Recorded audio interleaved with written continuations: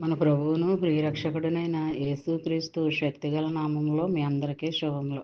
ప్రియమైన దేవుని బిడ్డలారా, మరి ఎలా ఉన్నారో? గతించిన దినమంతా కూడా ఆయన రెక్కల నీడలో మనందరినీ కాపాడి మరొక నూతనమైన దినములో మనల్ని ప్రవేశపెట్టిన విధానాన్ని బట్టి మరొకసారి ఆయనకి వందనాలు చెల్లించుకుంటున్నామండి. మరి ఈ దినము దేవుడు మనకిస్తున్న వాగ్దానము యోహాను సువార్త 14 వచనాలు.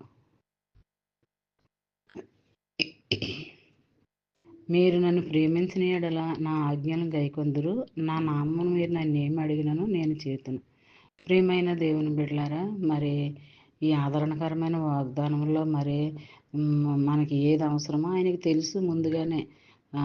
తెలిసినప్పటికీ మనము ఆయన్ని అడగాలి, వేడుకోవాలి, విజ్ఞాపన చేయాలి, ఆయన సన్నిధిలో మొర్ర పెట్టుకోవాలి. అప్పుడు మనం ఏదైతే అడిగామో అది దేవుడు మనకి అనుగ్రహిస్తాడనమాట అండి. మరి ఎప్పుడు కూడా మన అవసరతలు తీర్చే ఆయనే.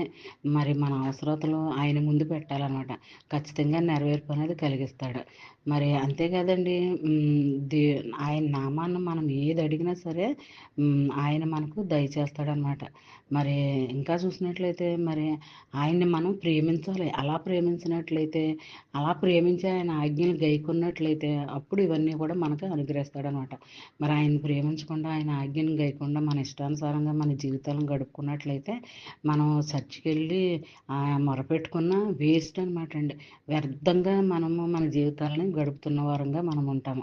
అలా కాకుండా ఆయన నామాన్ని మనం ఉచ్చరిస్తూ ఆయన నామంలో మనం ఎదుగుతూ ఉంటే, ఆయన సన్నిధిలో మనం దినదినము అభివృద్ధి చెందుతూ ఉంటే అప్పుడు ఆయన్ని మనం ప్రేమించే వారంగా మనం ఉంటాం అనమాట అండి. మరి అంతే కదండి. ఆయన ప్రేమించినప్పుడే ఆయన ఆజ్ఞలు గైకుంటాము. ఆయన ఆజ్ఞలు గైకున్నప్పుడే ఆయన ప్రేమించే వారంగా మనం ఉంటాం అనమాట అండి.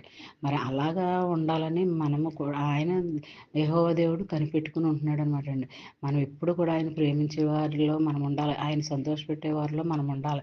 అంతేగాని రోజంతా ఆయన దుఃఖపెట్టి బాధపెట్టి వారంగా మనము ఉండకూడదు. మరి ఈ చిన్న వాగ్దానము నీ ఫ్రెండ్స్ సర్కిల్లో పంపండి. అలా పంపడం వల్ల వారు దీవించబడతారు, మీరు ఆశీర్వదింపబడతారు. మరి ఈ దినమంతా ఈ చిన్న వాగ్దానం మైండ్లో పెట్టుకుని ధ్యానించుకుంటూ ఉండాలని కోరుకుంటూ, ఆమేన్. God bless you.